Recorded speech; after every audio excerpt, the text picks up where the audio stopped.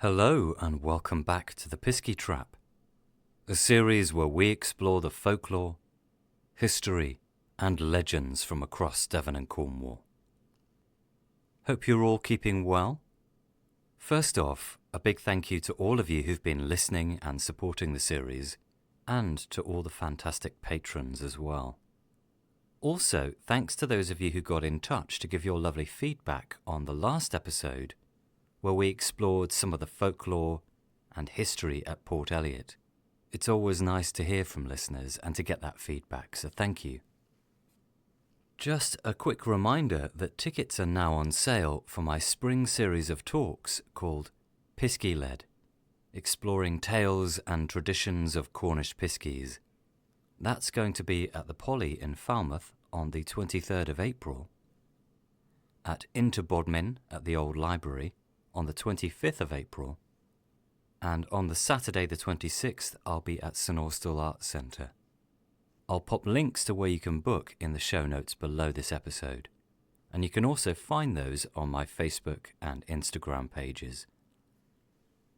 If ghosts are more your thing, you might want to check out the Cornish Bird and myself this May as we team up for a talk called Ghosts on the Coast, looking at ghostly stories from around Cornwall's coastline.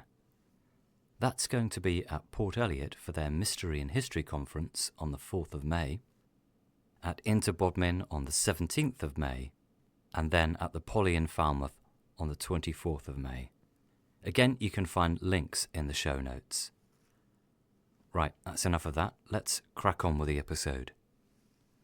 Back in October last year, I had the privilege of hosting an event as part of Falmouth Book Festival to promote a new book that had recently been released called 13 Cornish Ghost Stories, a collection of 13 short stories set in Cornwall by 13 different authors who all have a connection to Cornwall. Now, those of you who've been listening for a while will know how much I'm a fan of a good ghost story, so this was quite an exciting one for me. If you haven't managed to read the book, I highly recommend it. It's full of some wonderful stories, ranging from ones that are quite contemporary to some that are more historical. Some tap into elements of local folklore or are centred around places in the Cornish landscape. There's a really nice mix in there, and all written by a group of fantastic authors, so definitely worth checking out.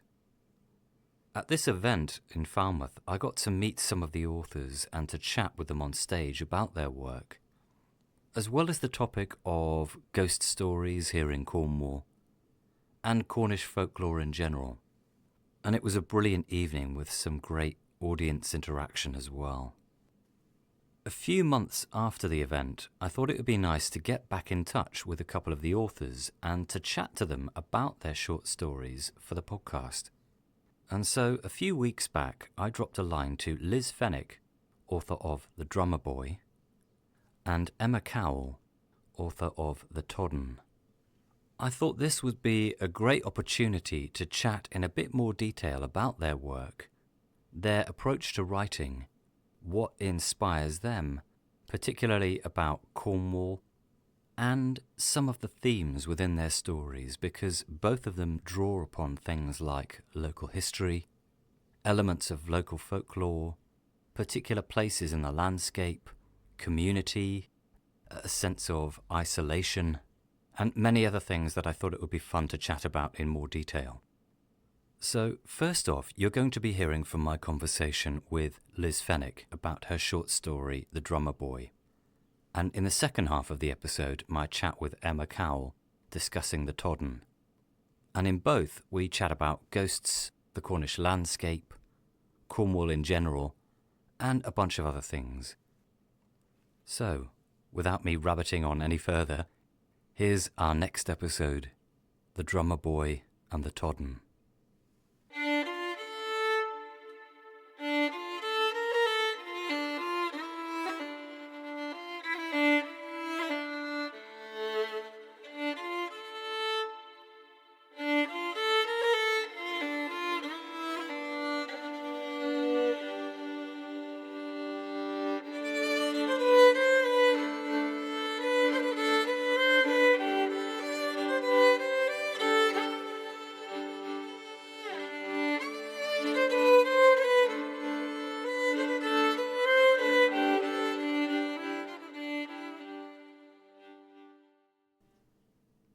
They are restless tonight, the dead.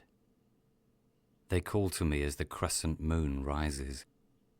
The sky is too clear, while the ground is covered in a harsh frost. I shiver. My woolen shawl does little to protect on this bitter January night in the year of our Lord, 1809. The opening words there from The Drummer Boy, which I think set the scene nicely. I really enjoyed reading this story, partly because I found the central character fascinating, but also because I was drawn in by the historical setting and the inspiration, drawing upon real events back in the early 1800s. I wanted to know a little bit more, and so a few weeks back I sat down to chat with the author, Liz Fenwick. And we began by discussing the 13 Cornish Ghost Stories book and how that project came about. How did you become involved? Were you approached, or was it something you were kind of already aware of? How did the process? I was approached. Mari, I knew from the Romantic Novelists Association, known each other for a large number of years, hadn't met Joe Parsons before. And out of the blue, I think they pinged me in August and said, we're trying to put this together. We don't know where it's going, but would you like to write a ghost story? And I looked at my schedule, because for me to write a short story, you know, a couple of thousand words as opposed to 100 or 120,000 words is quite a different thing. It's a different art. And I thought, yes. And kind of cleared my schedule. And I think one of there's a lovely story, well, lovely and not. I've wanted ghosts in my books from the get-go, and my editor has said no repeatedly. I did manage to get them, but she had left the publishing company. I did do a novella based on Dickens, A Cornish Christmas Carol, because I wanted to write about how Cornwall saved the Christmas Carol. So, and that was really fun, but it wasn't so much a ghost story in that sense of a traditional ghost story. I mean, it was taking Dickens' plot. So I managed to do it there. I kind of touched upon it a bit in One Cornish Summer, which is the worst title ever for a book that begins at the end of September and ends in January. But that book deals a lot with the civil wars down here, historically, although it's a completely contemporary story. And it uses Godolphin moved, and I've stayed in Godolphin and there are ghosts there. So I really longed for, and I had this idea for a dual timeline story with the opening that you see in the beginning of The Drummer Boy. And my editor said, the time's not right for it yet. And this was probably maybe 6 years ago, thinking about it. I thought, okay, so it's been sitting there. And when I'm desperately thinking ghost story, because I have so many ideas in my head, and I thought, actually, I could possibly shrink my mind down and just focus on that. And that's where the story came from. How did you find the experience then of going from, I guess, larger projects to this short story, but then how did it kind of fit with maybe your expectations or what you thought it was going to be like to write a ghost story? It's no different than any other story. And before I really went forward, I needed to make sure that even though it's a short story, I was still touching upon the themes I always write about. And no matter which book I write, it's always going to be about love of all types. Well, you know, it will focus on one or another. It will always be about inheritance, whether you physically inherit it or it is something that's through the genes or whatever. Identity, who are you? Those are three themes that will always be touched. And once I realized that I could take this story and work those through, and of course, all my work, as somebody quietly put it, they didn't quietly put it, they said I was quietly feminist. And every one of my books will be taking on some aspect of that. So once I was sure I could do all of that, in the limit was 7,000 words, and it turns out mine's about 4.5. Then I thought, yeah, I can do this. I can really have fun with it. And because it's a short story, you can play with language more. You can do I write commercial fiction. but my background is in English literature. So I do love literary fiction. I love their wordplay. I love all of that. But there's a little bit of it in my commercial fiction, but it's not too much. So I was able to play a little bit more with some of the more literary conceits in a short piece, because you had more time to play with the words. And how did how did you come upon the Drummer Boy? Did it start with research? Was it something that you already had in mind, or yeah, what was your starting point? Okay, the starting point for the first concept for a book was reading one of the Cornish magazines. I don't know whether they've changed since those days, whether it was Cornwall Today, Cornwall Life, Cornwall something, and it was talking about the night the two ships went down on the Manacles. And I thought, oh, wow. And from there, I thought, and the fact that on one of the boats, the only survivor was the drummer boy. Oh, there's a story. And from that, going on to learn that the bodies were basically buried up until the year prior, wherever they wrecked. I thought, oh, okay. And then I saw a woman who could be with these people. And that's where the story goes from there.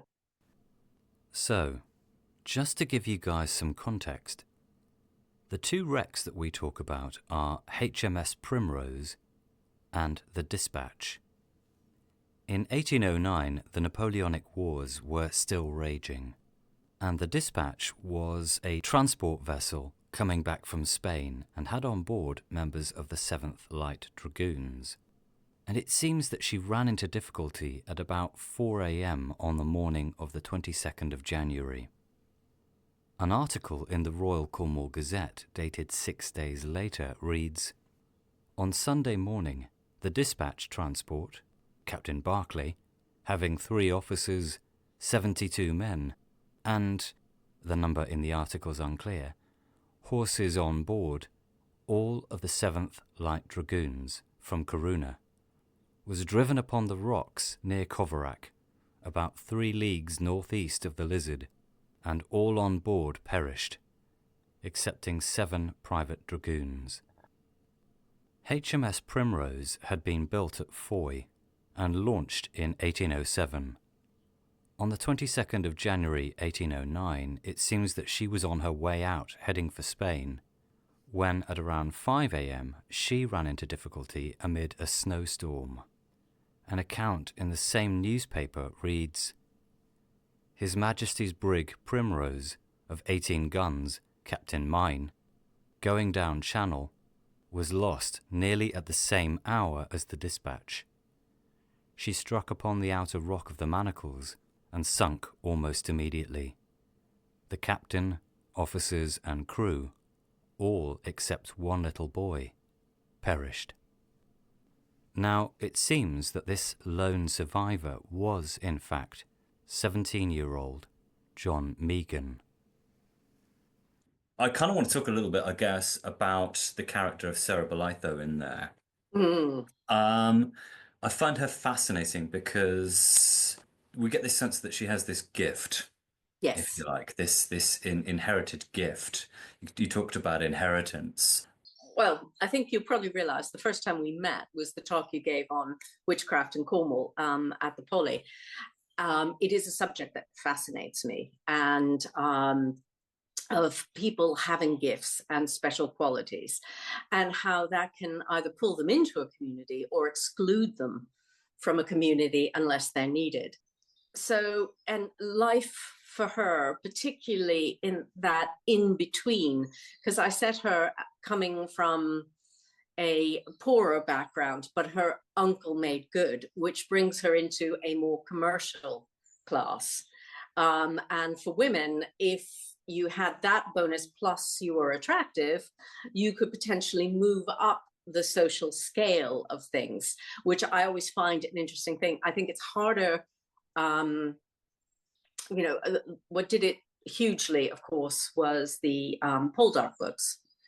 And I really looked into that in great detail because Pan Macmillan asked me to write the afterword for Ross and for Demelza, when they did their collector's edition of them. So I did a deep dive into why he might have done this, what was actually happening in society, how often this sort of thing took place.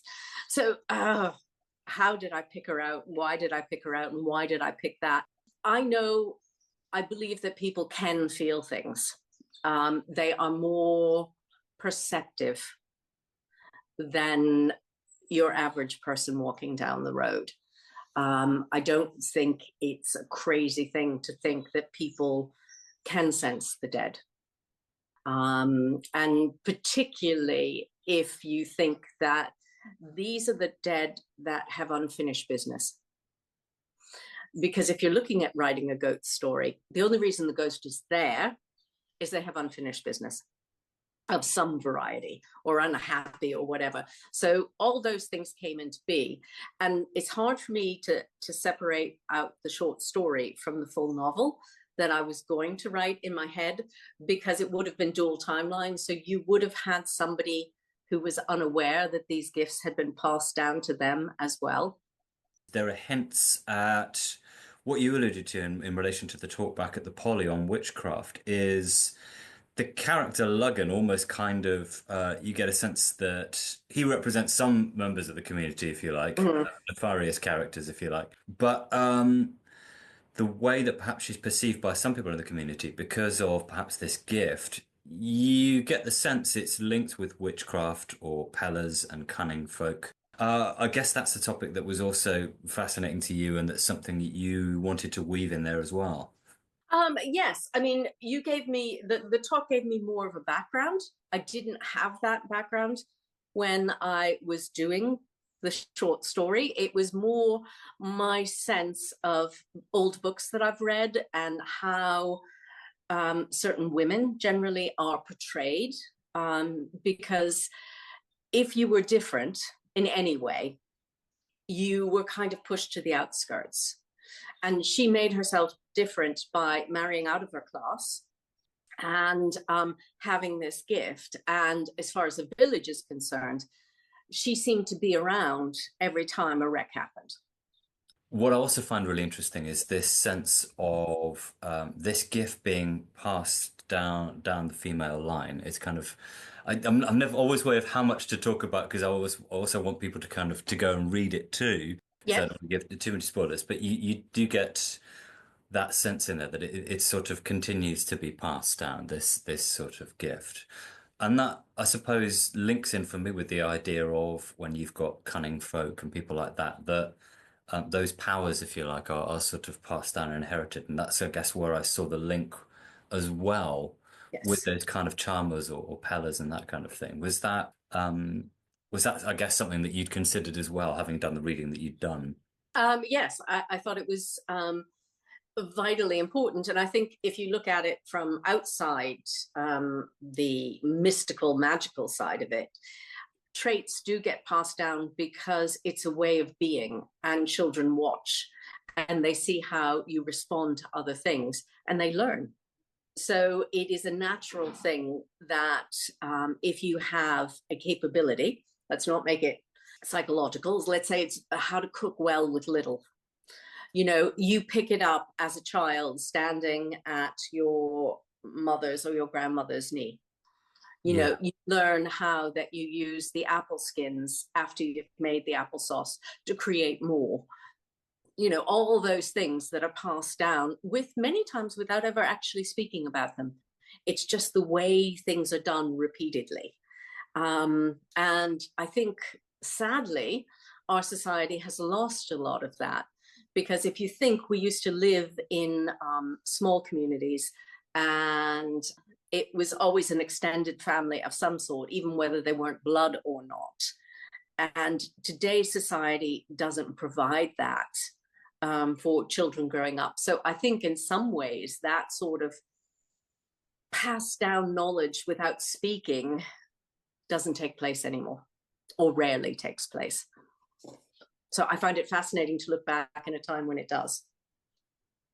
I think there's something that that occurred to me, especially the second time I read it through, is how much there's a sense of premonition of along with this gift of being able to kind of potentially commune with the dead, there's also a sense of she knows there's something about to happen. And there are little hints in there in terms of the time, the exact time of the event of linked with these wrecks and things like that. That yeah, it really struck me the second time through. Again, I guess because I'd done the research. And then I kind of went, oh wow, that really tallies with, exactly what was going on with those the dispatch, I think it was, and is it Mhm. HMS Primrose, Yeah. when they struck against the rocks. I guess so there's that element of, I don't know, is the right word clairvoyance, I suppose, or having that sense of premonition. Mm. Do you think that's important in sort of ghost stories in particular, having that sense of expectation that something is about to happen, even though you don't know what it's going to be necessarily yet? Okay, another great book. In here, in his opening, there's a key line which I've highlighted because I'm geeky like that. Of course, so much of the ghost story is anticipation. Absolutely. I think it's the same if you watch a good. I'm weird about horror films because some of them I just laugh because sometimes I'm like so people react in different ways. Some people hide behind a cushion. I tend to laugh if it's not quite working, but when it's done well, it is that sense of expectation and suspense of something could happen at any moment. I imagine is that one of the challenges and one of the joys of writing a ghost story is how you build that suspense, I suppose. Yes, it was certainly something on my mind. That for the reader. Okay, the first draft of anything is purely for me. It's me telling me the story.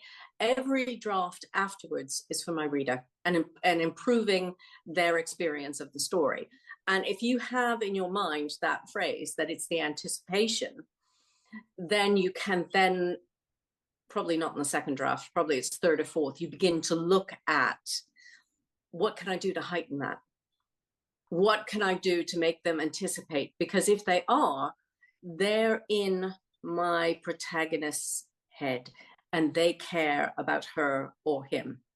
And that, as a writer, whether it's Ghost Story or any other book, is the whole goal. Because you're not going to spend 350 pages, let alone 10 pages or whatever the short story came out, if you don't care for that protagonist. And that's part of the anticipation. So it's part of getting them on side. I mean, in a ghost story, if you're doing a short one, you've got to set atmosphere, character, threat, all those things up pretty damn quickly. So you need to draw the reader in. You need to set up a premise of what's going to happen. Anticipation, she knows boats are going to go down and there's going to be the biggest loss of life on the manacles, but she's powerless to do anything. And haven't we all felt powerless? It's all those things to bring the reader closer to being her on that night so that you experience it more viscerally. You're not reading it with an academic brain. You can read the academic brain and look at it separately, the third, fourth, fifth time you read a story. But when you read a story for the first time, if it's good, it's going to grab you, whether it's happy, sad, thriller, horror, no matter what. It should grab you and take you with that protagonist, the person the writer chose for you to follow through the story.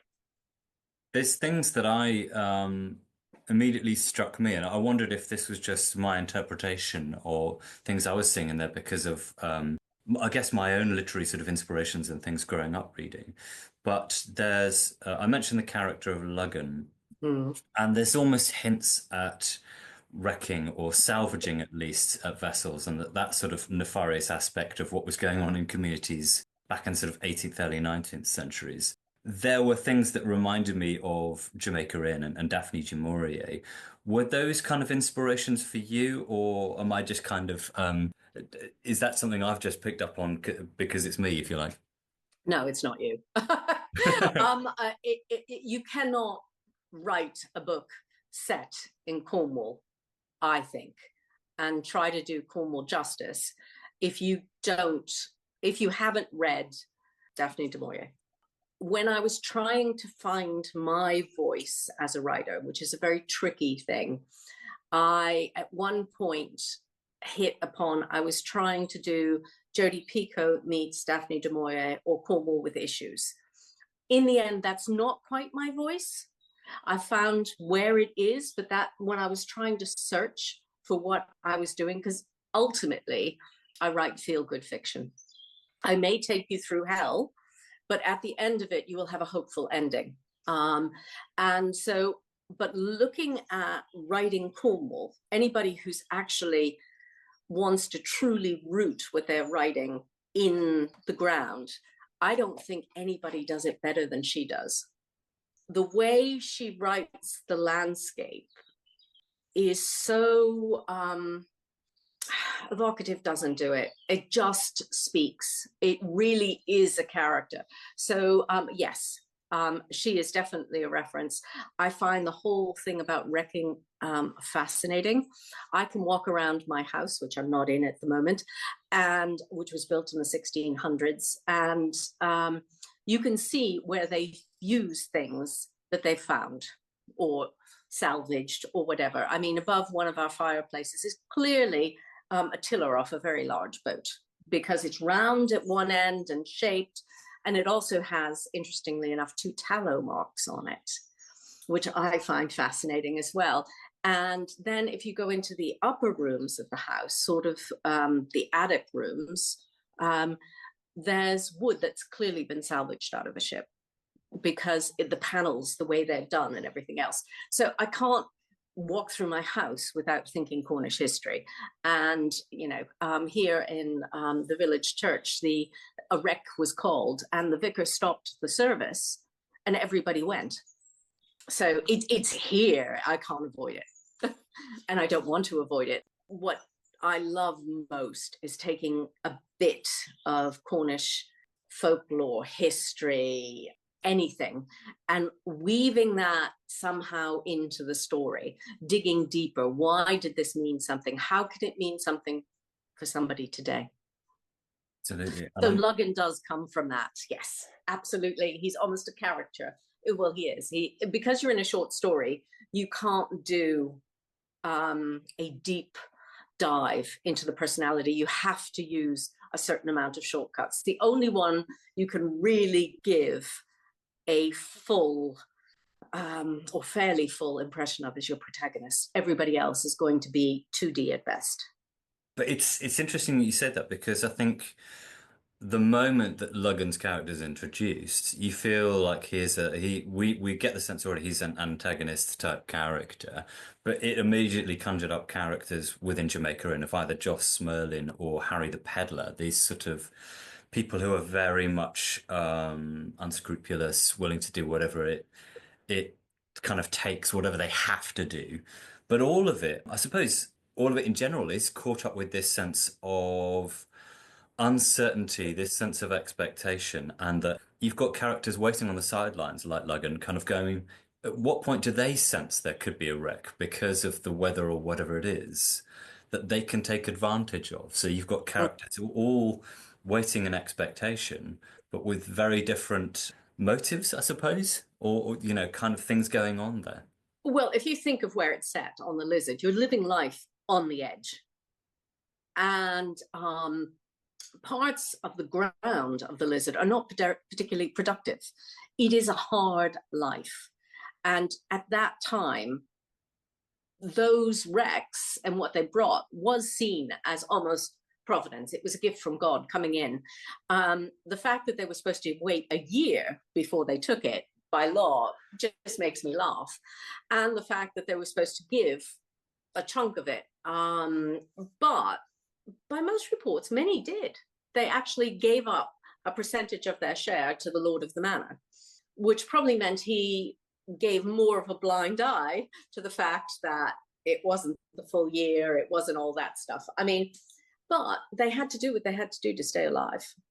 So at some point along the way, I'd looked at wrecking rights and how that worked, but I had to go through it again in order to check my facts for this book.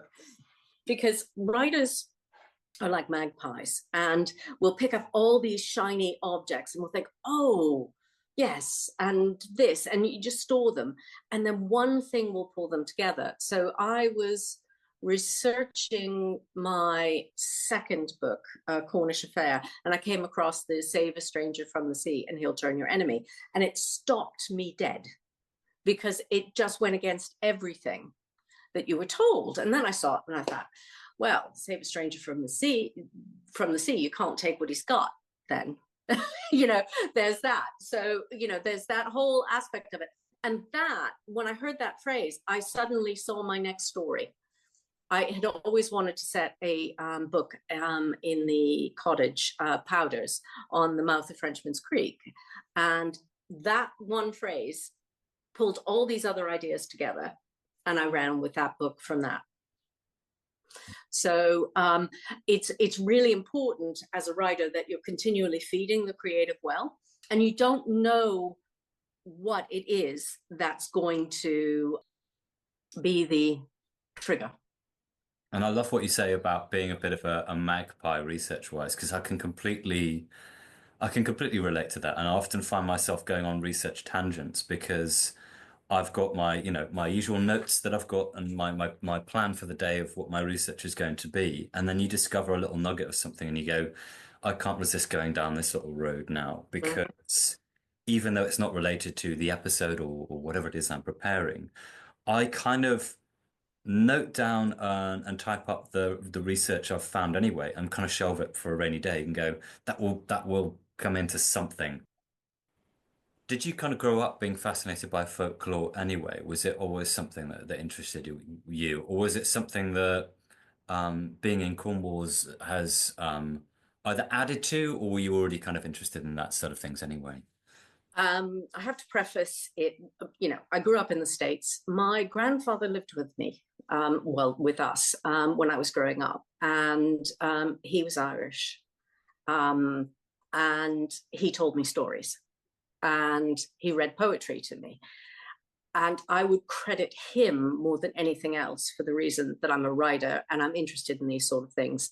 And I know that fairies came into play in those stories. I can't tell, I was quite young when he died and everything else, but it kind of set the groundwork so that I was always interested in that sort of thing. And as I now know, because of research for another book that I did, I'm 100% Irish. And my Celtic roots are exceptionally strong. And I think one of the things that was interesting is the first time I went to Ireland when I was 13, I felt my roots go into the earth. There was no question about it. People would walk up to me and say, you have the map of Ireland across your face. And if I go there, I sound like I'm from there, even though I've never lived in Ireland. I came to Cornwall and it called to me. The landscape spoke to me, but my roots don't go down here. And yet I needed to be a part of it, to hold on to it. And the way that I could do that was to write stories about it. And for me, writing stories has to take in the landscape. It has to take in the history. It has to take in the folklore. It has to look behind and how, whether I'm writing historical or contemporary, how does that affect who the people are who are living here now? So I have always been interested in that side of things. Have I written about it before living in Cornwall? No, it was never about folklore or any aspect of things like that. But the more time I spent here, I realized you can't separate the landscape from the folklore. It's just there. And I sound totally insane, but I see stories in the landscape. As I walk around, as I look out my window, I mean, and you want to talk about ghost stories in winter, if you've got a full moon, you've got the bare trees, and I'm looking out a window that was probably put together in the 1800s, you can't not feel it, coming in on the shutters and the shadows that are made, it's just like, oh my God, there's a story there. What is it? How can I find it? No, I completely agree with you, and I'm the same in the sense that as someone who's fascinated by history and spends a lot of time wandering around Cornwall most of the time, kind of pondering the stories behind places in the landscape or even objects and things, I'm always intrigued and curious about there must be a story behind that. And then I go away and try and dig and see if there's anything that ties that in, sort of any local folklore or local stories and that kind of thing. So yeah, I can completely relate to that. And with ghost stories in particular, had you always been fascinated by ghost stories as well? You mentioned talking about them when you were younger Uh, on the porch. oh, yeah, we used to tell them to each other. So on Cape Cod in summer nights, you know, that was a thing we did as probably at 12, starting at about 12 and into our teenage years when other things became more interesting. Um, I have always loved a ghost story. And when I was growing up, there was a TV series called The Ghost of Mrs. Muir. And have you seen the original film? No, no, I haven't. It's black and white, set, I think, somewhere on the South Coast. Brilliant film, brilliant ghost story. And that has always stayed in my mind. It's just absolutely gorgeous. And again, it works on the anticipation. It's not so much scary, it's a love story. And I think one of the things about ghost stories is the longing that you can have from both sides, but particularly from the ghost side of things. That does a beautiful job representing it. And any story that I like, that I would write or that I really get into will have some sort of love story in it.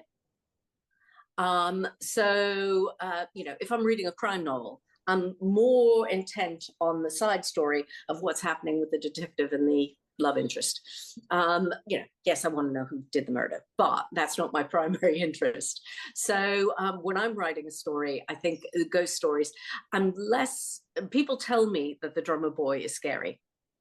My daughter walked out to me after reading it with every hair on her arm raised.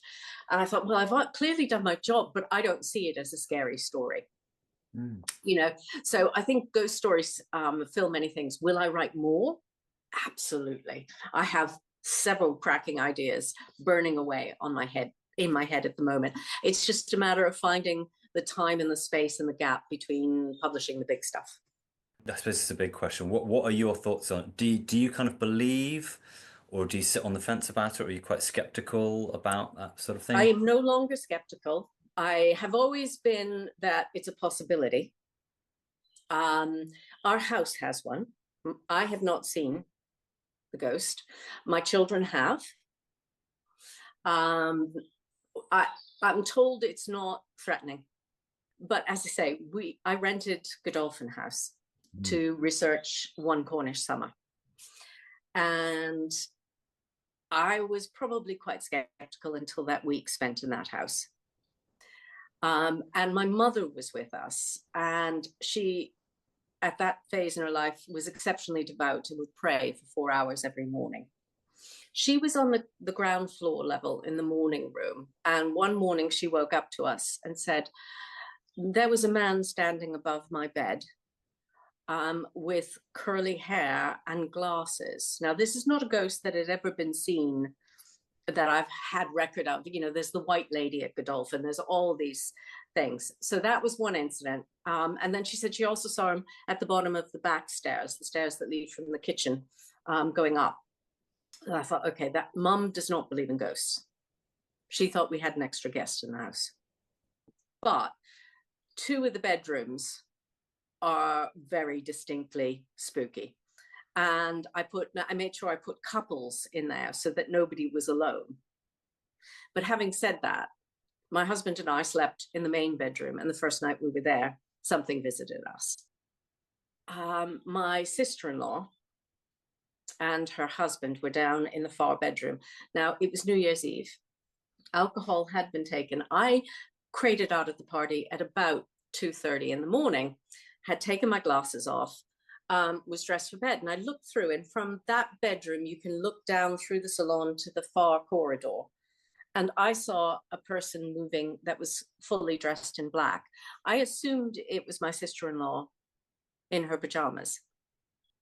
She was not. The next morning, rather than stay as they were supposed to for the weekend, they left.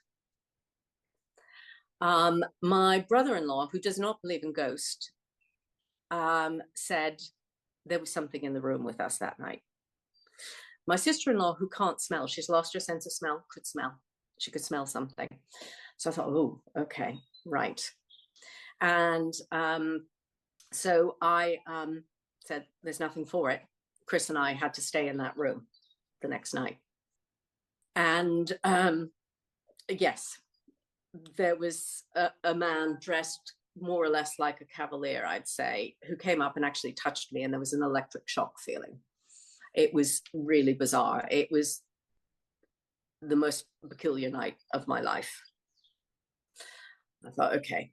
And my husband denies it, but yet he kept coming closer and closer to me as things were happening, because he was aware of things going on, because he's actually quite perceptive. He'll walk into a place, as did his mother. They had an exorcism performed in one of their old houses up country because of a malevolent ghost.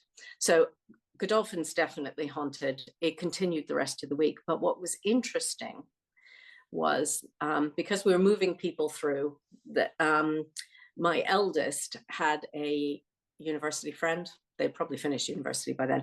And I stuck them together in there. They were not troubled at all.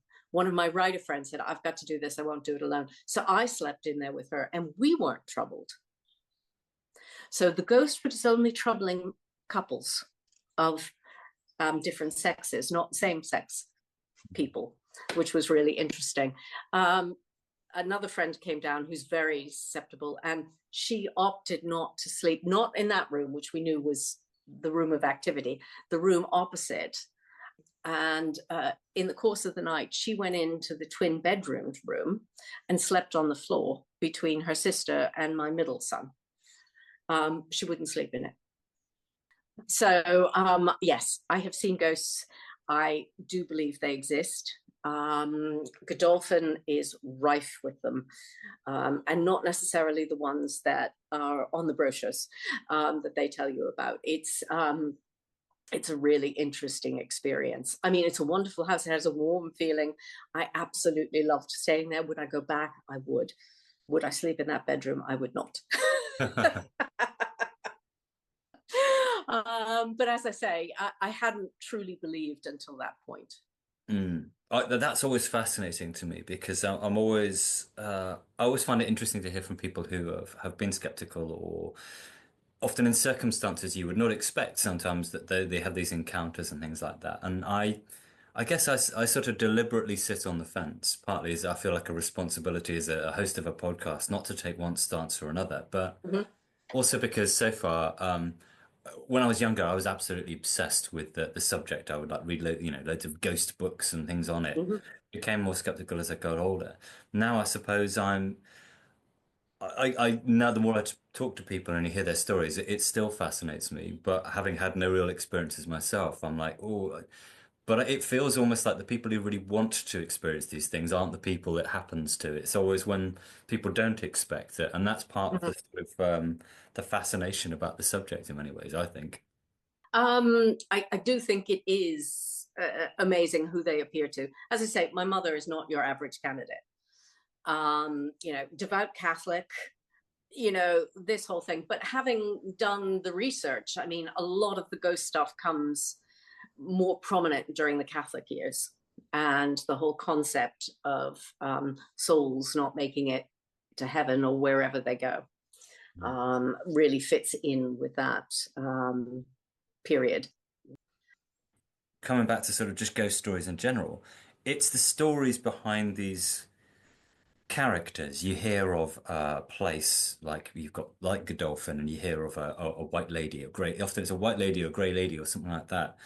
And I'm always curious about who they are and what their backstory is. It's like something that I think ties in quite well to is a number of episodes back. I looked at a place called Carnegie, which is over in Cornwall near Penzance. And there's this story of a chap called Wild Harris, and this big folklore around this character. And when I started researching through a researcher who'd written, I found her work in Crescent Kerno. She was called Anne Poole, and she was writing in the 30s. But she found out all this information from the families who'd lived at Carnegie about their experiences in the house, supernatural, if you like, or paranormal. but that people had seen this character at the end of the bed, 17th century figure with long hair. And suddenly, when she looked through the family tree, there was this character who'd been written out, this young Joseph Harris, who had basically, he just disappears from the records, but all the sons kind of are there. So it makes you then wonder about what had he done?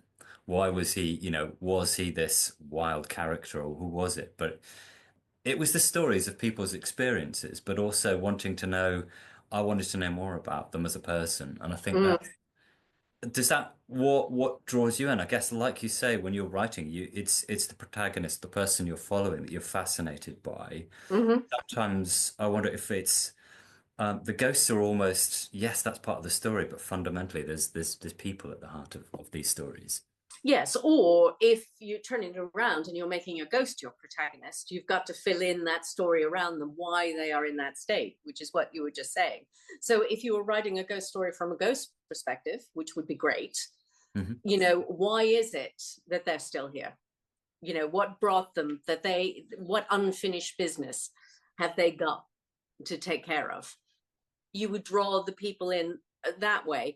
And in the case of history, the great thing about history is you get certain facts. And writing historical fiction, you get to make up the things that aren't known, which is the joy and the fun and the responsibility of making it true to its time, but at the same time making it compelling. Would you say that there are certain, for you, because I guess I wonder if this is quite a personal thing, are there certain key ingredients that you, as a reader, kind of look for? If you're for a good, classic ghost story, do you think there are certain ingredients that are um, always going to work? Well, you can go from the classic, which is going to be in the Gothic manner type of thing. Um, I love feeling that I'm being taken into a place. I mean, for me, as a professional writer, it's hard for me to truly escape into a story. And when I do, it's a gift because I will normally see the scaffolding, the architecture behind the story. So when I pick up a story and I'm in it completely and I'm not thinking, oh, that's how they did that. And isn't that an interesting way to do that? Then I've won. So Emily Barr's story in the 13 Cornish Ghost Stories, I mean, from page 1 through to the end, she had me. It was really good. And I wasn't looking at the architecture of the story. So that I'm trying to think of, I haven't read a classic ghost story in years. I probably need to go back and read them. But as I say, I tend to spend my time reading as many as possible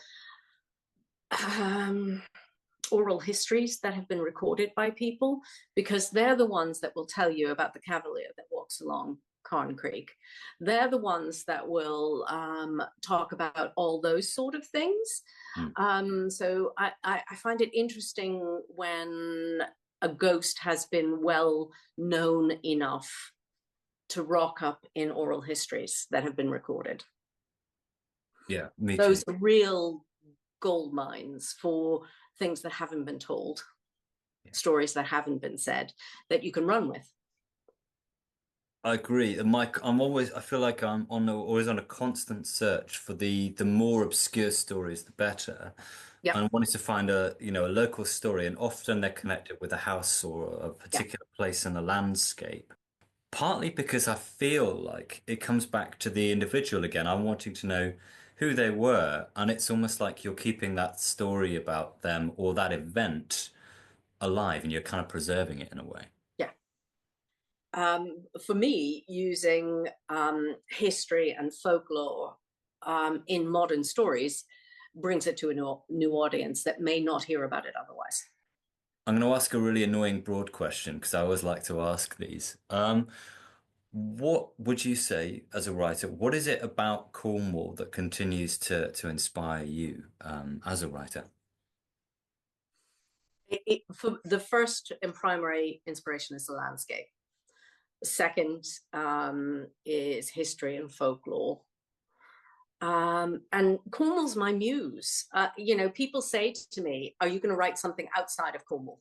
And I do. I mean, some of my stories touch place outside of Cornwall because the one that comes out in July has a huge chunk in Venice in 1934. Great fun.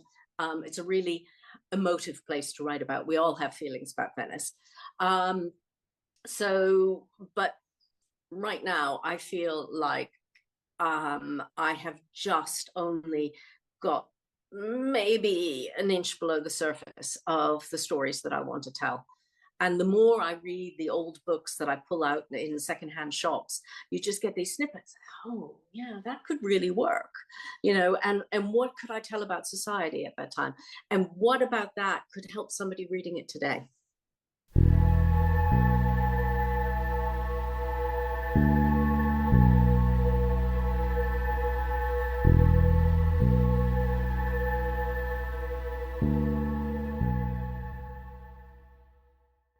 Hope you're enjoying the episode so far.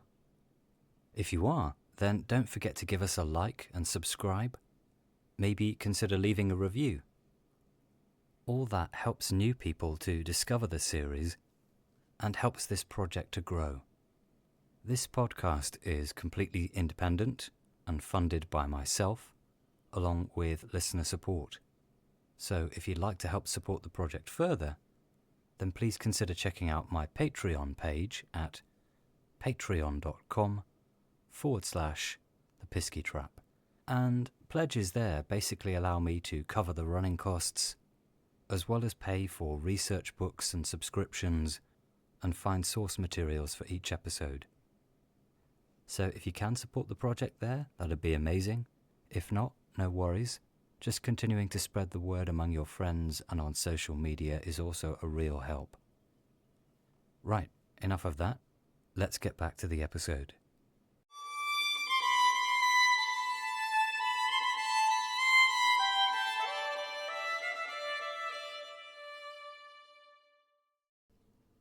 The one place she never set foot, at any hour then or now, was the Todden. It was a small cliff, set between the two beaches in the heart of the cove, an outcrop of rocks that extended like a stony, muscular limb into the water. It made her shiver, so she set her course deliberately to evade it. A little extract there from The Todden by Emma Cowell. I really enjoyed reading this story, partly because of this real sense of place. Something that often draws me in with ghost stories. The idea of sites in the landscape that have stories and folklore attached to them. Perhaps the places that you want to avoid at night. This story focuses around the character of Lady Eloise and blends in little elements of local folklore and history. Again, a sense of community and this idea of an individual who's become isolated, along with nods to other aspects of Cornish culture as well. I wanted to find out more, so I recently sat down to chat with Emma to discuss the story in more detail, and also Cornwall, ghosts, and folklore in general. Was writing a ghost story something you'd considered before this project, or what was that experience like? It had never occurred to me to write a ghost story. I'm fascinated with all the spiritual doings. And in the fiction that I do write, which is very different, it's set in Greece and it's billed as women's commercial fiction, there is always an element of the spiritual / supernatural, because a lot of the themes I write about are around grief. And so that is a whole different vein to tap into about what happens when we die and what is on the other side, and how those who are no longer here can communicate with you if you believe in that. So I'm always drawn to that. But as for setting pen to paper, it was such a treat to be asked to write a ghost story, something so different to what I write already, and to set it in Cornwall where I live as well. Felt like a double win because, as I said, my fiction is set in Greece, which feels like a home away from home, and I love it so much. But to be able to write about the place that you love and have lived in and worked in for years is just such a thrill and a privilege. How did you get involved with the project? How did that kind of come about?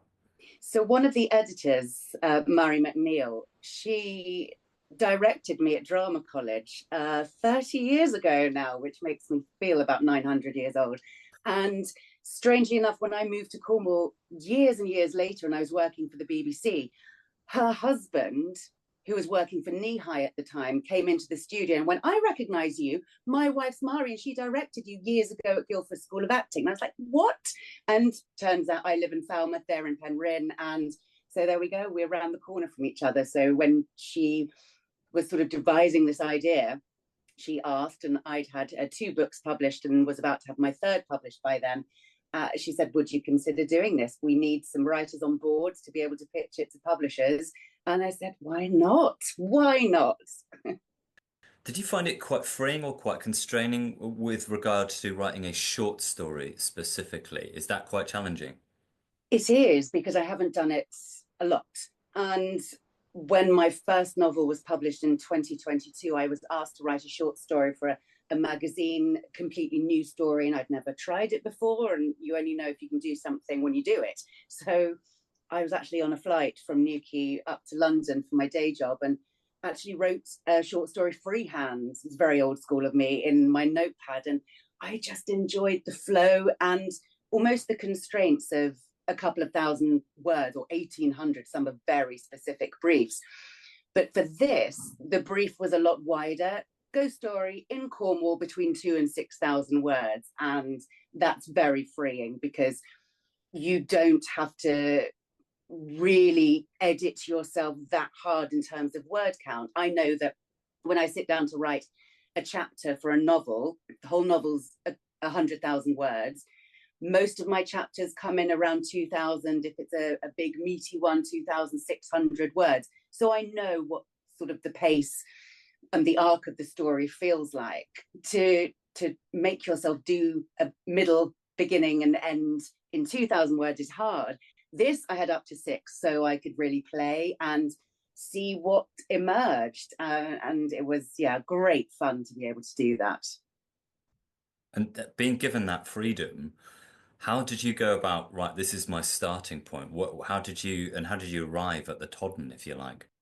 I always start with the place. For me, in anything I write, I need to see and feel and taste and smell the place I'm writing about. It has to come alive for me so that I can explore every fictional or authentic nook and cranny of a world that I'm building.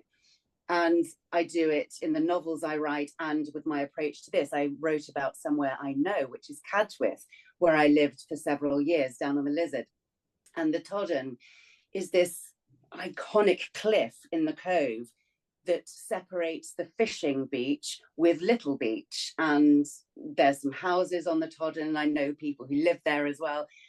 But Cadgwith is this fascinating, romantic, on the surface, chocolate box village, yet it's one of the few beach-based commercial fishing coves left in Cornwall. And so the Todden divides sort of the holiday makers that can go and sit on Little Beach without the bother of fish guts and boats. And then the other side, you've got the men toiling and risking their lives to go out to sea to catch the holiday makers' supper, and the locals as well. So the Todden for me is somewhere that I used to go and sit on the edge of and look out to sea in all weathers, when the rare occasion in Cornwall when the sea is glassy smooth, or when it's blowing an absolute hoolie and you can feel the vibrations of the waves beneath the rock face beneath your feet and in it, and it goes into your body. So there's something really sensory and powerful about that bit of cliff in Cadgwith. And I love that about it, because that was something that drew me in, is because I'm always fascinated. And I think it's probably one of the things that a lot of people in Cornwall are fascinated by, or who would feel drawn to Cornwall, is people always talk about the landscape. And I think when you've got something like a ghost story, There's so much, often there's this element of place. You hear a story about a place, and Yeah. sometimes I love it when the sea isn't nice and calm, and when it's actually quite, it's blowing a hoolie, as my mum would say, Yeah. and it just becomes very atmospheric. And I think it's almost a perfect starting point for many ghost stories, is you've got this place. Yeah, totally. And I think about books over the years that I've been drawn to. So Wuthering Heights was one of my favorite books when I studied it at, I think it was A level, it might have been GCSE English. And you've got the wilderness of the moors, and then, of course, the supernatural element. And when that scene when Kathy appears at the window pane, and Heathcliff's shouting to be haunted, and it's gruesome and it's bloody, and it's all about the weather. And for us in Cornwall, when we get some weather, if you're not up on the moors, you're near the sea, it just dominates everything that happens that day. Your car or your windows are covered in salt because the sea is crashing and thrashing, and it has its own soundtrack as well. And I write in a very sensory way, in that I always need a playlist or a scented candle to put myself in the worlds that I'm creating, which allows me to switch off the noise of the outside world and really dive in to the one I'm writing about. So Cornwall has such a musical soundtrack for me. When you stop and you hear the call of the seagulls or the shingle being pulled back in the tide, you just, I feel it in my heart. And then that gives rise to emotions, especially when you're thinking about spooks and scary things. I think, that the supernatural lends itself beautifully to the rhythm of Cornwall. There's this word, I've kind of thrown it out a few times on the podcast. It's a word that's sometimes used. It's kind of like wished spots, wished places. Like there are places in the landscape you particularly don't go through at night Yes. because they Yeah. have often because they have a story attached to them, and you get that sense with the Todden in the story. Yeah. I think there is muscle memory in everything. I might sound bonkers saying that, but things have energy. Cliffs, trees, yes, all right, living things. It's easy to separate that. But the Todden in particular, for me, it has history. So when I was mentioning about Little Beach, there is a priest hole and a passageway that goes into one of the cottages behind the Inglenook fireplace on the Todden, where there was smuggling and shenanigans and all sorts of things going on, from people who were wrecked or people were trying to disappear. They used from Little Beach the passageway up through the cliff. And then you've got the lichen and the moss, and the grass is spongy, and all of that has an energy and a history to it. And it's irresistible when you think about a ghost story. And I think that's true of most places in Cornwall. You feel like you can't move for a legend or a myth in Cornwall, and Cadgwith is no different. And so my story, The Todden, was based on one of my real life experiences. And I tried to do some digging into the history of it. There was some anecdotal chat, and so it validated my ghostly encounter, and I just stuck it into fiction, as I do most things. I'm fascinated by the character of Lady Eloise Mm, because early on, the way I read it anyway, it'd be interesting to get your thoughts. I feel like she's a character who's sort of misunderstood. yeah. I'm intrigued by the relationship with her mother Yes. that you would get a sense of really early on. There's this sort of, she talks about sort of, there's almost this masochistic thing of the way that people are interacting with her, contact that's often quite rough or putting her down. Yeah. It's almost a craving of that because it is some kind of interaction. Yes. And it's that sort of Stockholm syndrome element of it, that if the only way you've ever been spoken to since you were a child or treated is badly, then when someone's kind to you, which really doesn't happen very often in the story, apart from with one character who's a fisherman, she doesn't really know how to be with that. And even someone she dislikes, like the cook, the fact that she's bashed over the head with a wooden spoon, it's quite validating that, oh, so I'm where I'm meant to be. And for Lady Eloise, as a child, because she was deemed mad and unhinged. I think she was just probably really creative and wasn't given a chance to explore that. So yeah, that validation of she's where she's meant to be when she feels utterly displaced and confused about who she's supposed to be.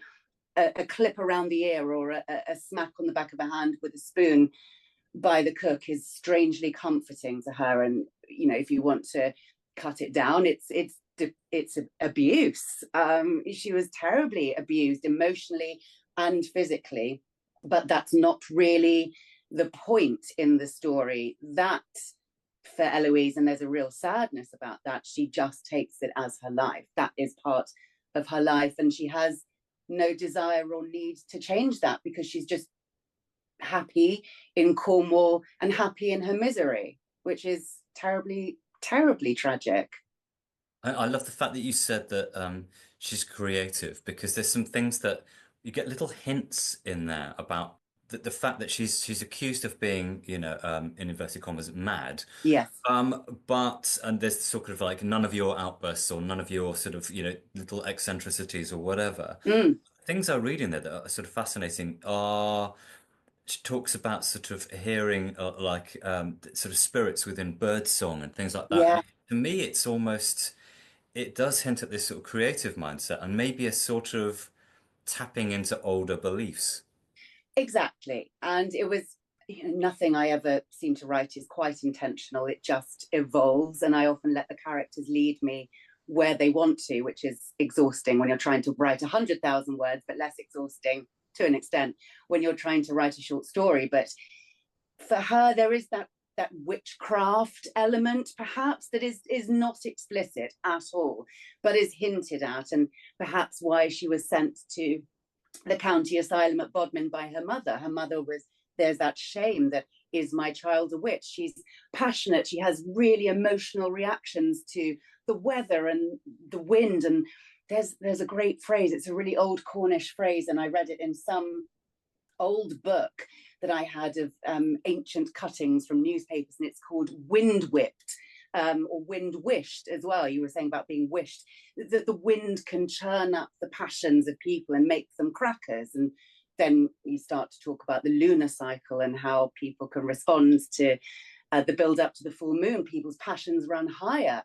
So for Eloise to have that real sensory engagement with her surroundings is not in keeping with a lady of the manor waiting to inherit. She's supposed to do needlework and sit by the fire and behave. She wants to run around and get her skirts muddy and listen to the birds and look and smell the gorse bushes. And yeah, she's not proper at all. And I love her for that. Me too. Yeah, I love the fact that she is literally this free spirit, if you like. Yeah. And one thing that stands out early on as well is this sense of isolation, but some of that feels like it's class-based, like you shouldn't be interacting with just the random people in the village because you are of this certain social standing. Exactly. I think it's an interesting space, particularly in Cornwall, and setting it somewhere in such a working village as it was when I wrote the story at the time, and still is. And then you have a fictional estate up at the top of the village, and the young lady of the family wandering through the cove, and people are afraid to speak to her, or if they're domestic help, then they know they have to.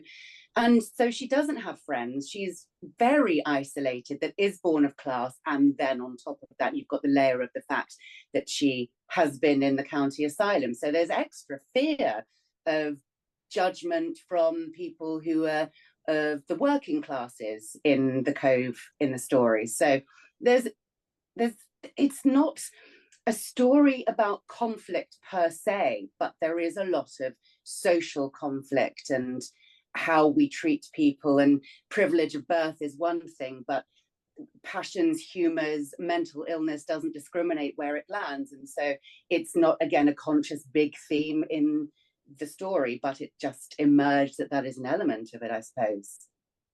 I think that's why I was, in reading the story, I feel instantly drawn to this character of Jowan.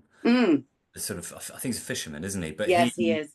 He feels like some kind of kindred spirit, that he's a sort of link when everyone else is kind of not able perhaps to interact with her. Yeah. This chap can, And so you feel very much drawn to him. I haven't actually decided. And when I was writing him, so it's maybe ambiguous whether he is alive or not. I hadn't, and perhaps it's quite fun to leave it that way and not be definitive about it.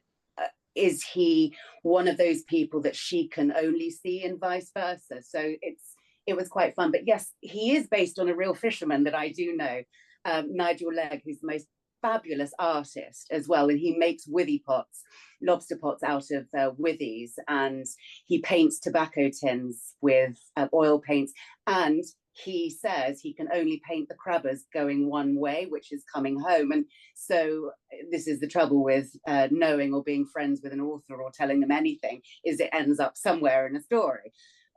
Poor Nigel, but he's a wonderful character in the book. He's kind and he's gentle, and he doesn't only tolerate Eloise, he almost cares for her, that there's a real gentleness about him, that she feels comfortable, and it's the only person who's kind to her, and one of the only people that she knows how to be with around. And they're very small interactions, but they're on the stick, which is a lump of driftwood that's sort of like a bench across the back of the cove, and you can look out to sea, and he sits there with his tobacco tin and he's weaving his nets, and it's also deeply romantic and an element of the charm of somewhere like Cadgwys. So something that struck me that again would be interesting to get your thoughts on is the importance of nighttime becomes a big thing, because it's sort of the time when we get the sense that Lady Eloise is able to kind of be free, and that she's constrained to.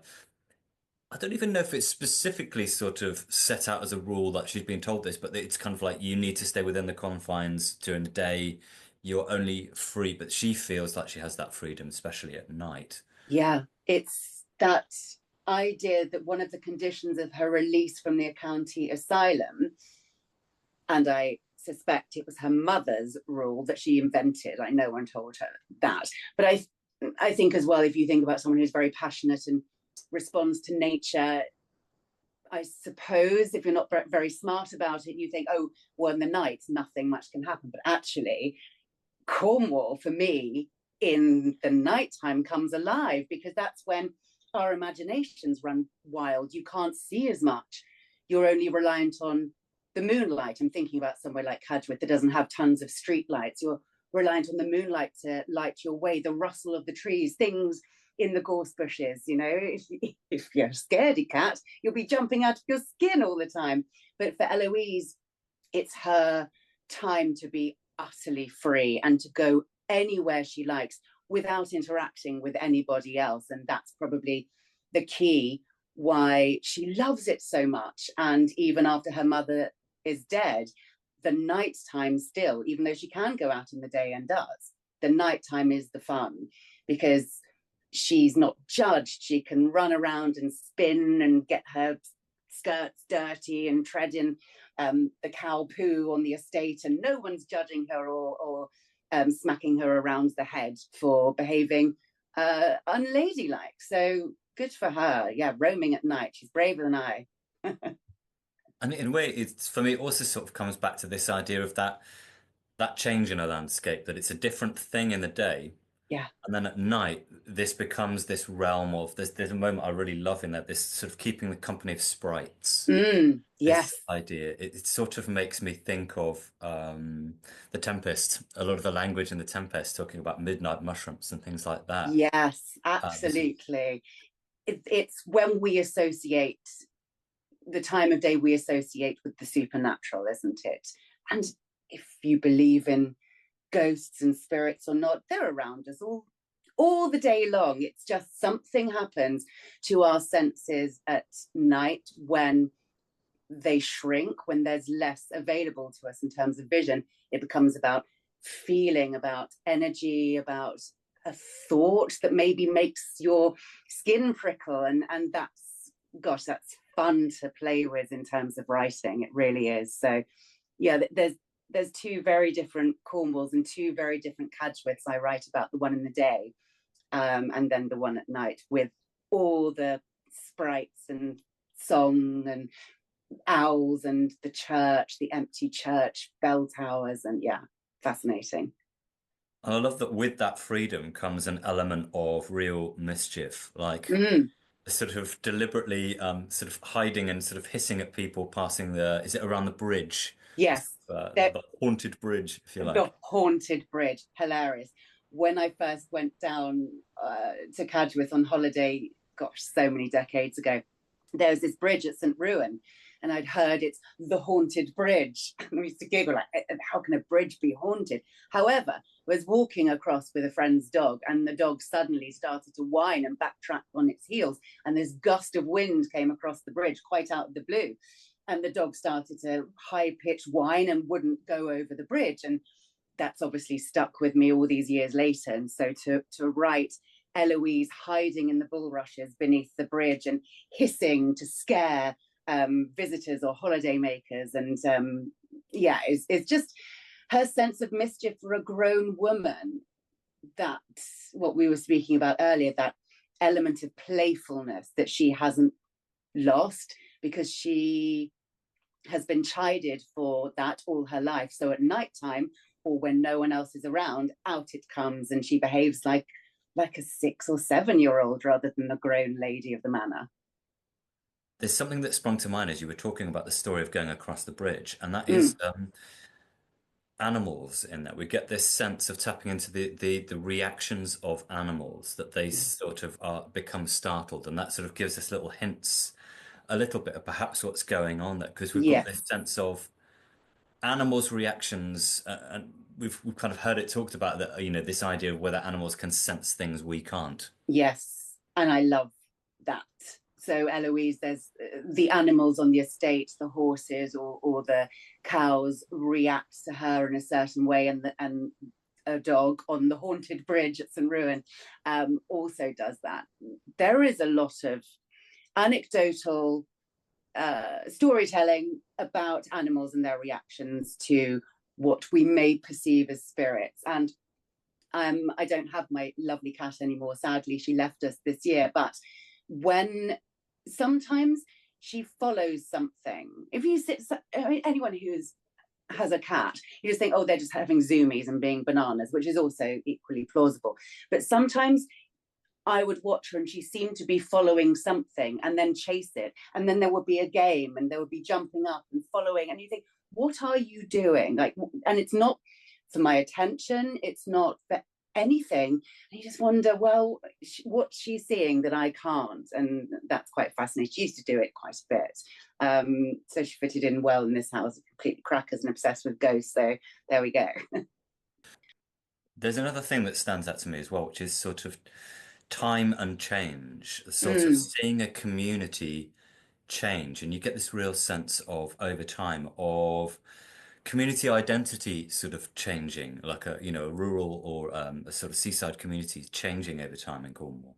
very much so. And that's a theme throughout Cornwall, and about second homes and communities and libraries and schools and post offices closing and what those things do to a community.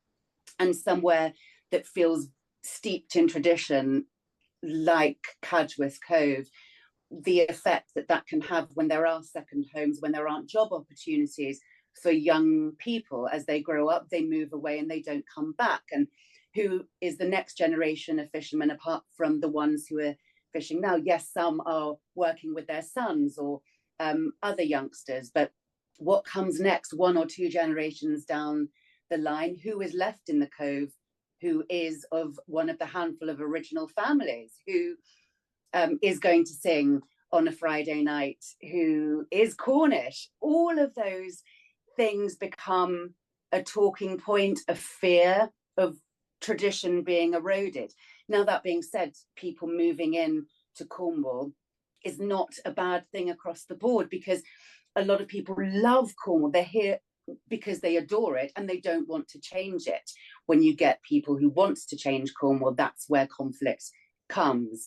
So it's a real balance of there being those opportunities for work and wages and the opportunity to own a home and raise a family in Cornwall long term, versus people embracing it and loving it and not buying up properties just to let out. So places become like ghost towns, not in the spooky sense, but just empty. So there is that shift in terms for Lady Eloise, how the Cove has altered from when she grew up to where we find her in the story.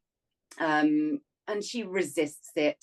She doesn't like it. She doesn't like change. She doesn't recognize who the people are anymore. And it just adds to her isolation for certain, yes, that she doesn't recognize the people who were singing in the pubs, raising their glasses to Trelawney, the Cornish anthem, and all of those things jar with her, because even though she's privileged, she's a girl from the Cove and she's Cornish, and that's her homeland. It's all she's ever known and all she's ever been allowed to know.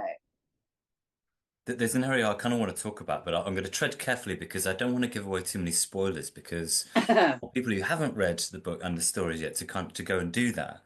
But there is this sense of that we get in ghost stories, this idea that I'm fascinated by of replaying.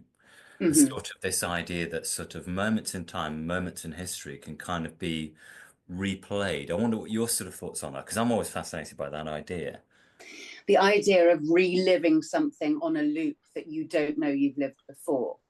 Again, it wasn't intentional, it just evolved as I was writing it. But thinking about a ghost as a fully formed human and character, trying to understand them as a character, what their thought process is. Do they know they're dead? Do they know they've walked here before? Are they reliving a bit of time that they're trapped within? All of those questions, and have been written about and played out in films, are all valid and as fascinating to us, because there is actually no way of us knowing if you believe in ghosts. And I'm just taking that as read, that we all believe that they exist and we can talk about them like that. The idea of replaying time again and again, and I wonder whether the element of the story that you're talking about, whether that is the end of that replay or whether it will repeat ad infinitum. I suspect that will happen again and again and again until, I don't know what, breaks that cycle. Maybe that's part 2. I have no idea. I mean, were you always fascinated by ghost stories anyway? Was that something that I know people kind of come to these points as writers, as creatives, with different backgrounds and perspectives, but had you always had an interest in the topic anyway? Always. I've always been fascinated in the other side, in ghosts, and there's no real reason for it other than I find it so interesting because there is no proven right or wrong, although people will argue that so hard, I know. What you can't do is invalidate someone's experience or their feelings. If someone believes that there is no explanation for these things that happen and that's what they truly believe, you can poo-poo it and dismiss it, but for that person, that is their truth and that's their experience. And that's why we are all fascinated with what happens when we die. There's always that argument, this can't be all there is. And when you are bereaved as well, you think about that a lot. Where are they now? Are they in those awful things people say when people die? Oh, they're in a better place. And we think, actually, that's nonsense. But where do they go? Can they communicate with me? Are they trying to leave me signs? Or am I just bereaved and vulnerable and gripping onto a white feather or a robin as a sign that my mum is still with me, which is, the things that I've tried to navigate over the last 11 years since she died. But I think if that's what you believe and that helps get you through grief, then I am not judging that for a second. With regards to, I suppose, your own experience, yeah, what was that?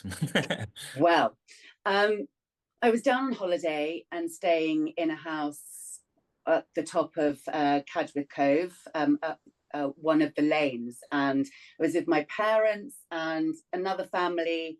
And I must have been about 16, and we might have had a drink or two one night. And I'm saying that to caveat what everyone explained away my encounter as. It was a Pinot Grigio moment.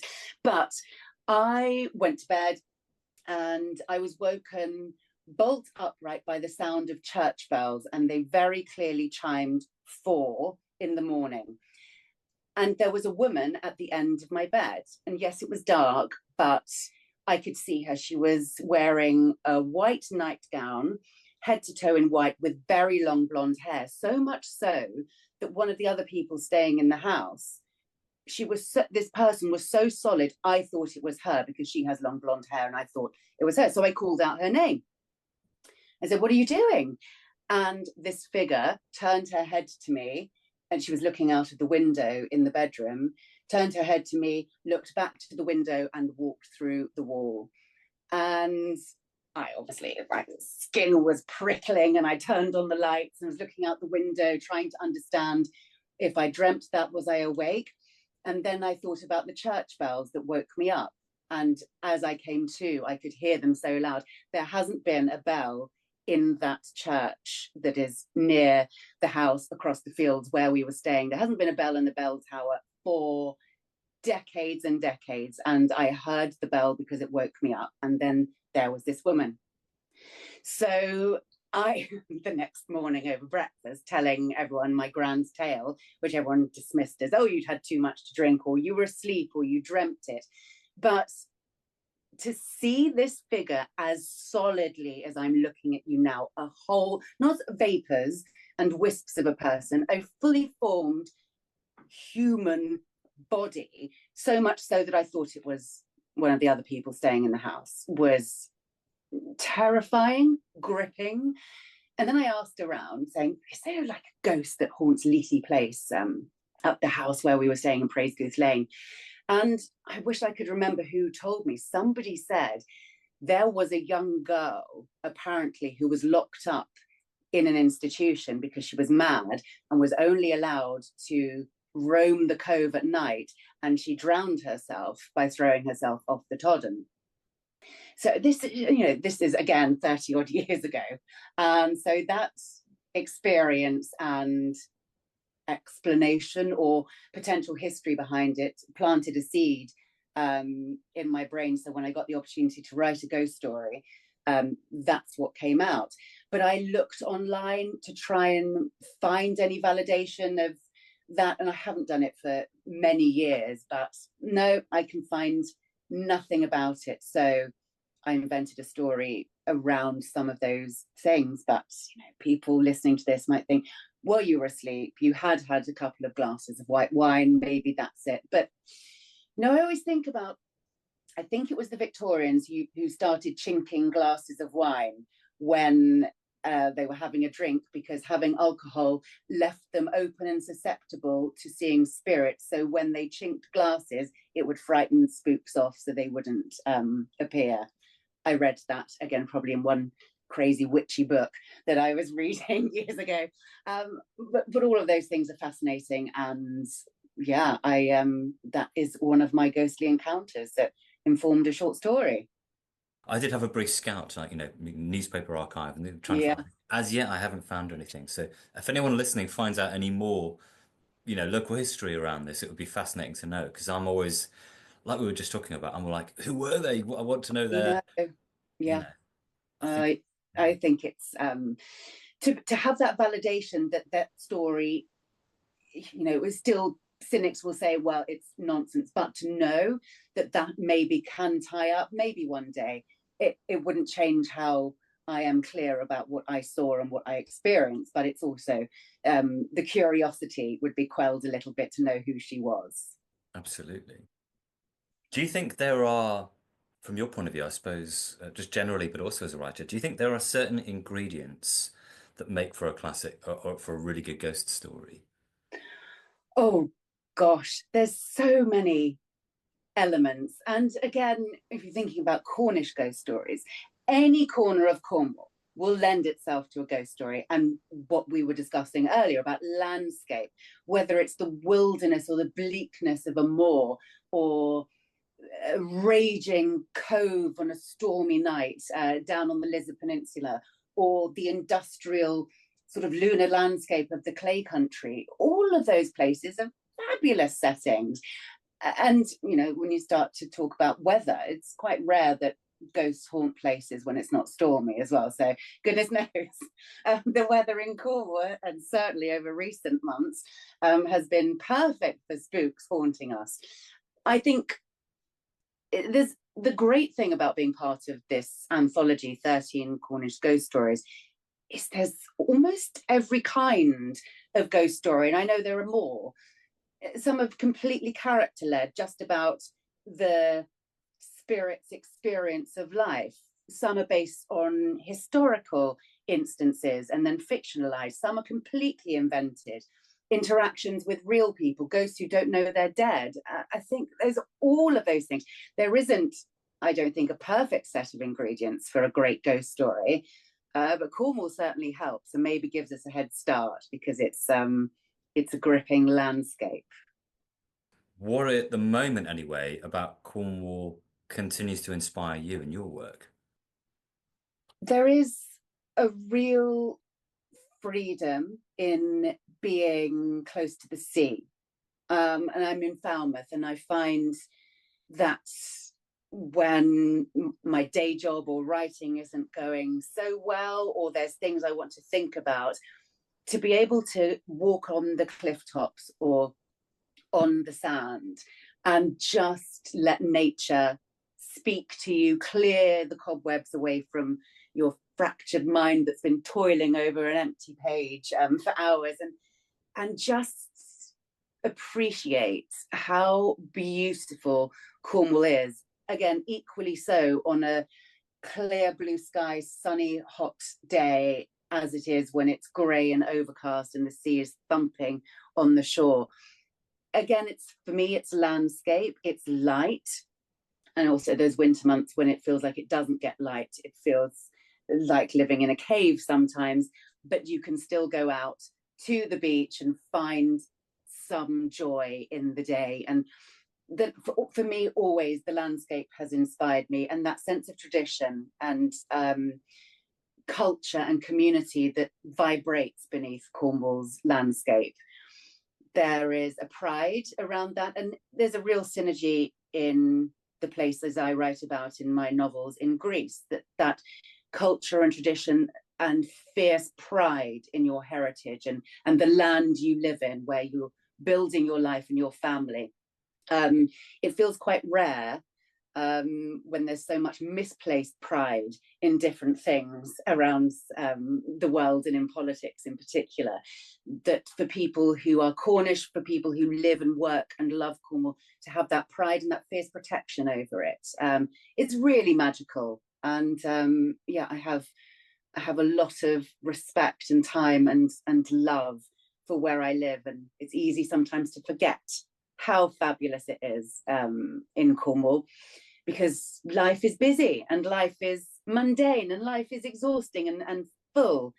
And then sometimes you look out of the window, or you go for a walk on the cliff tops, or you see a dolphin, a pod of dolphins, or a humpback whale, and you go, oh, do you know what? I don't know that I'd like to be anywhere else right now in this moment. This is as magical as it gets. So that was my chat with Emma Cowell and Liz Fenwick. Thanks so much to both Emma and Liz for taking the time to chat. And I highly recommend checking out 13 Cornish Ghost Stories. It's a fantastic read, and I've popped a link in the show notes to where you can grab yourself a copy. Liz's latest book, The Secrets of Harbour House, is out this July, and Emma's latest book, Under the Lemon Tree, comes out in May. And again, I've popped links in the show notes where you can find out more. That's it for this episode. I hope you enjoyed it. If you'd like to get in touch, you can email me at thepiskietrap@gmail.com or drop me a line on Instagram, Facebook, or Blue Sky. We'll be back again in a couple of weeks' time when I take a trip over to St. Michael's Mount. In the meantime, take care and thanks for listening. The Piskie Trap is written and presented by me, Keith Wallace, with music by Elizabeth Westcott and artwork by Caris Harrington.